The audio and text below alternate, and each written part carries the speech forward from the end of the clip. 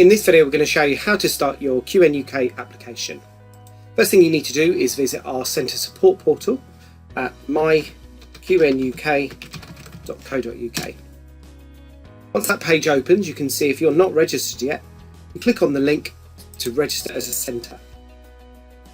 Here you'll need to enter your details. So for the purposes of this, we're going to have someone called Andrea Sample, and her centre name is Sample Training.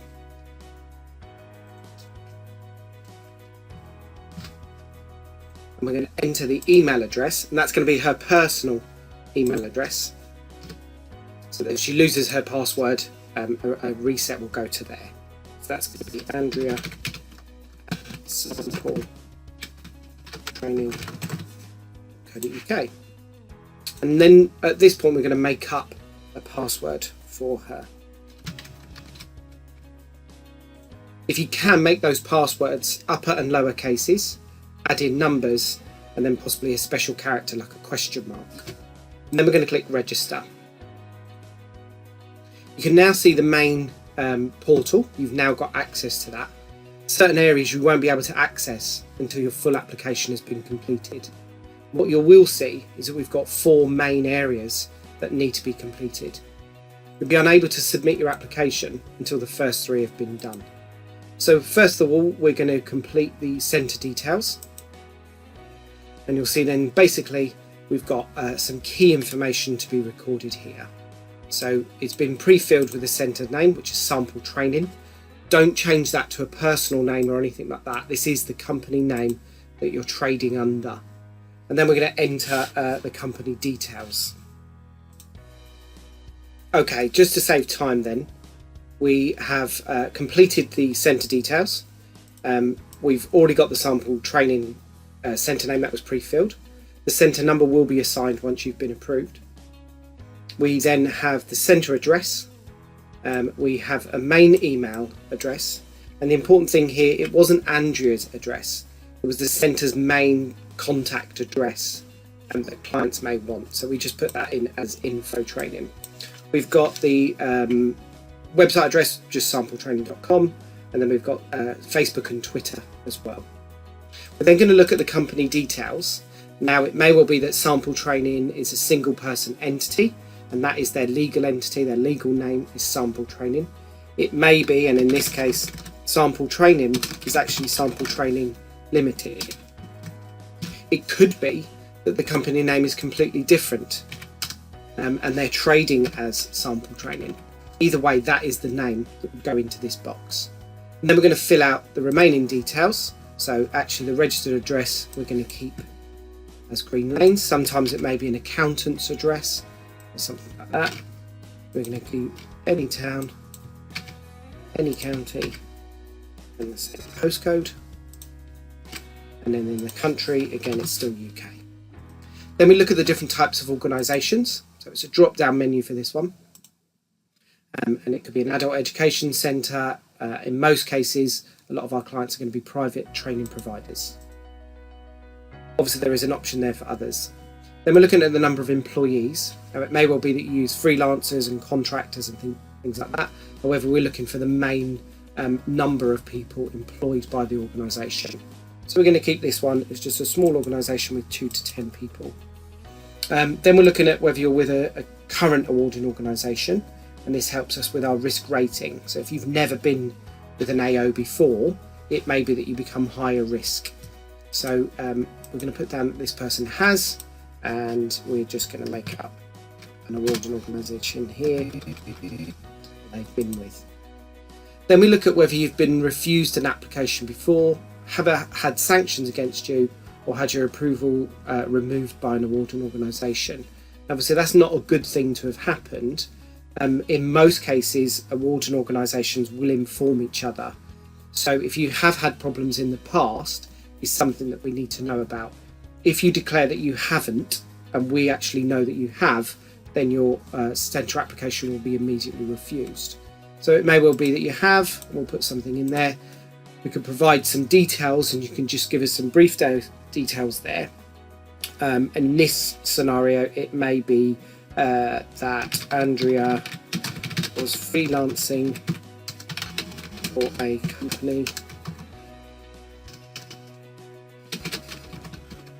that went into liquidation and owed the AO money. All staff were removed as part of the sanctions. And this way we've got a better picture of why you may have been removed. It may have been that you have actually had a malpractice incident at your centre, and again that doesn't look good. However, what we would be looking for then is that you've put things in place since, and that you've understood what's actually happened to you and that you can work forward. Again, it's just information that helps us make our decisions on whether we're going to make good partners or whether we've got to have that partnership, but we're going to put additional controls in place just to reassure ourselves. Again, ticking no, and we actually know you have, will always make sure the application is not approved. Okay, then we're looking at the invoice details, and this will be the person in your business that's going to deal with the invoices. So in this case, it's actually a lady called Janet who's going to deal with these. Her invoice address, again, is just going to be the same. So all of the details need to be the same for this company.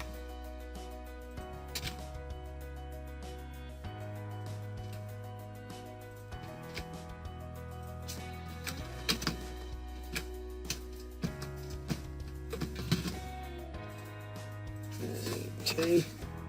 And then we've got a contact telephone number, and again we can just copy that. It's the same number. But what we might have here is a set address.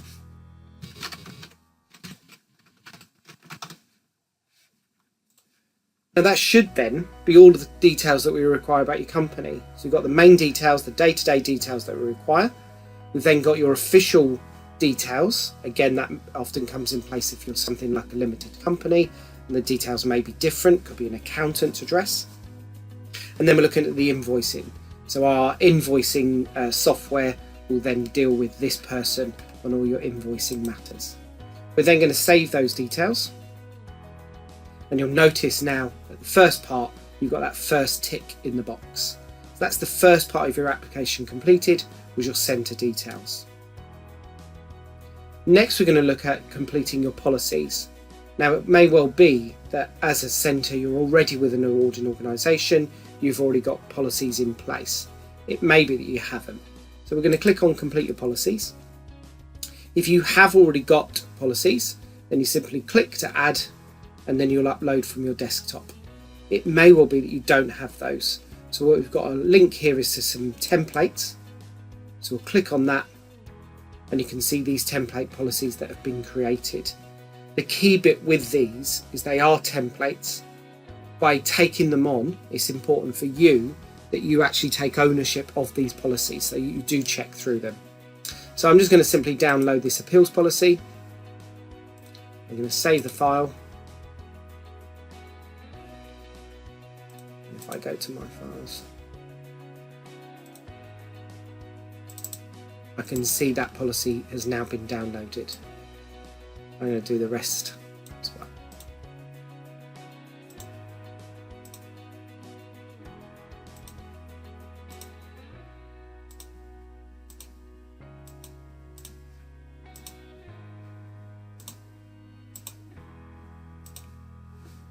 So I've now got these 7 templates. Should appear in my documents section of my computer. So the first thing we're going to do is adapt one of these policies. We're going to start with the appeals policy.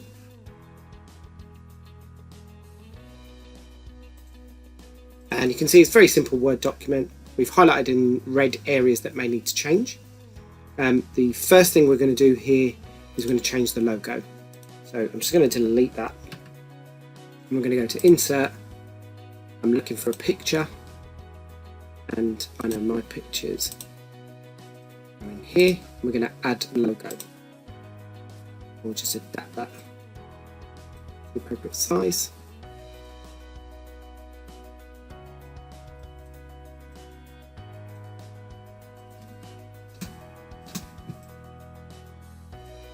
That's nicely in the corner now. So we've got the appeals policy. Just to save time, I'm going to highlight this. I'm going to copy it. I'm going to find all of those and replace it with sample training. So I'm replacing brackets company name close brackets with sample training, and that's now done all of that. I can then just check, and these are the qualifications they would be offering.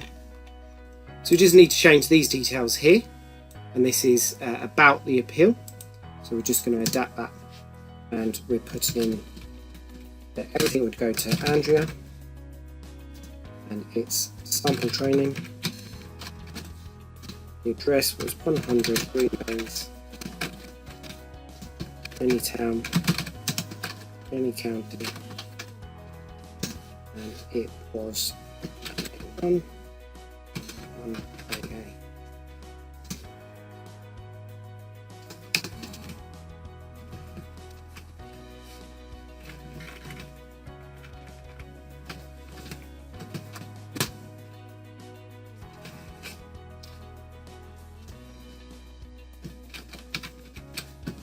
So we're putting Andrea's personal email in here rather than her generic one, because everything like this should be referred to her.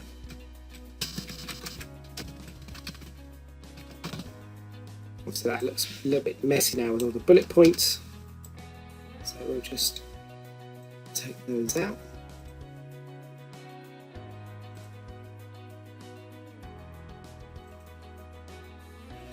Let's move it down a line. And shuffle that over.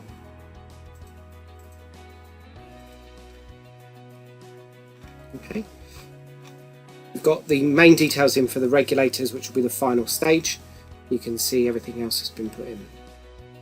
Then we want to make sure that we've got this policy up to date. So again, we're going to change that. It is Andrea is the head centre, so she's going to be dealing with the policy, and she'll put in the date there. You can say this was done on the 1st of January 2019. And then when it's going to be reviewed. Now that's up to you. You may review your policies on an annual basis. Maybe it's done every 2 years. So that's on 01/21. Now what we're going to do is just clear that. And everything looks a little bit odd because it's in various different colours. So we're just going to highlight it all. Just change to black.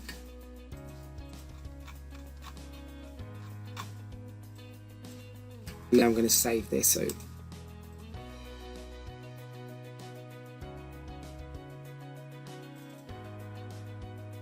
this is where I'll be saving these. So it's my centre appeals policy. I'm just going to change it so it doesn't look like the template.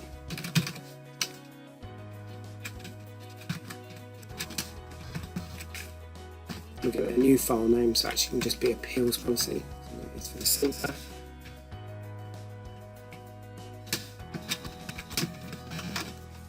We'll save that. And then what we're going to do to upload it, we're going to make sure it's a PDF. So file, save as, and we'll just find PDF there.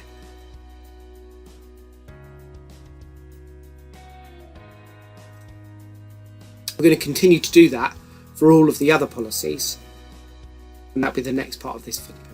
Okay, so at this point we've changed all of the Word document policies. We've adapted them, and now we've saved them as PDFs. And you can see just for my files, I keep them in download section. So if we now return, we're going to complete our policies. And the first thing I'm going to do is upload. So I've got an appeals policy. I'm going to add that. You can see here it says you can upload PDF, JPEG, GIF or PGF images. So we're going to, we've got our appeals policy. The system's automatically telling us that's what's going to go in this place. So we're going to browse for that, and I'm going to go to my downloads. I'm going to find it. Again, I'm not going to upload the Word document. I'm going to upload appeals. Just to save me, I'm going to sort them by the type, and that way all my PDFs end up at the top. So I'm going to click appeals policy and open that. We can see now the title is there, appeals policy for sample training. the PDF, and I'm going to upload that document. Now see, all the rest have their crosses, but you can see I have my appeals policies in place. I'll do the same now, and I'll click to add my complaints policy. Again, I'll browse for that. It's immediately now taken to me where I want to be, and I'll click complaints and then upload that document. You can see now I've got my second document uploaded. I'll continue to do that for all the remaining policies. Okay, so we've just uploaded our 7th policy, and you can see now all the main documents that you are required to have been fully uploaded. And because all 7 have now been filled, you can see that complete your policies has got a tick beside it. We will be checking these policies. We can see them in the back end, and as part of your application we'll go through these policies to make sure they are fully completed. There is a section where you can add an additional policy, so we're going to quickly do that. We're just going to add an extra one, and this is actually an insurance document we're uploading, and it asks for a description. So this is my employer's liability insurance, so we make sure that's up there. It may be that as a centre you've got other documents, quality assurance documents, you may have had an EQA visit before, and that could be put up as your document. So we're just going to find that document now, and I've already pasted where I know it is, and I've got my employer's liability insurance there. That's now ready to upload, so I'll click upload document. And again, you can now see the title of that. You could add an additional document if you wanted to, but that information is available for us to help support your application.